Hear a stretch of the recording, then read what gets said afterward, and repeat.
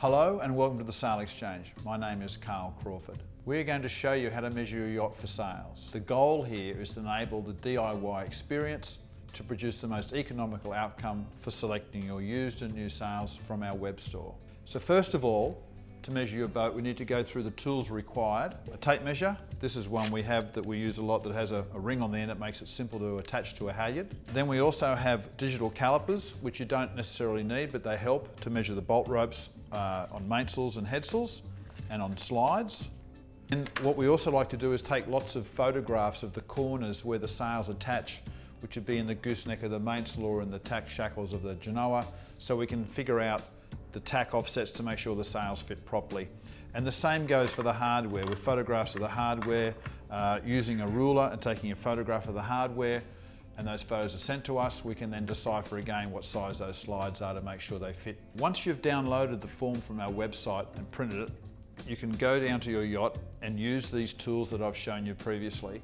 And with that, you can go in numerical sequence of how to measure your boat correctly and measure each point.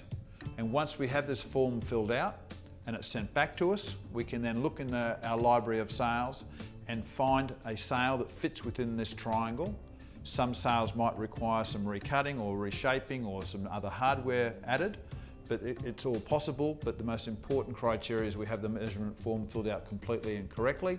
And with that kept on file, we can always find a sail for your yacht in the future. Once you've downloaded our measurement forms from our website, you're ready to measure your yacht with the tools required as per the form.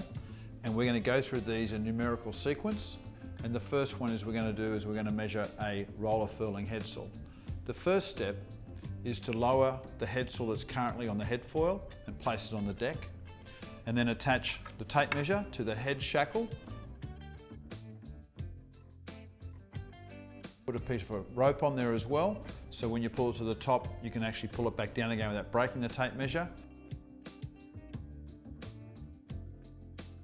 You measure from the max hoist down to the tack shackle, which is number 1. Then 1A is the measurement from that tack shackle down to the deck. Then number 2 is the max hoist to the back of the genoa track. And to do that, you take the tape measure around the cap shroud and measure to the back of the genoa track at the deck. Number 3 is the max hoist again to the front of the genoa track. Then we would pull the head swivel back down, disconnect the tape measure. Go to number 4, which is we measure the J measurement, which is from your tack shackle to the front of your mast. Then we would measure from the genoa track to that forestay deck position, with the intersection of the headstay and the deck.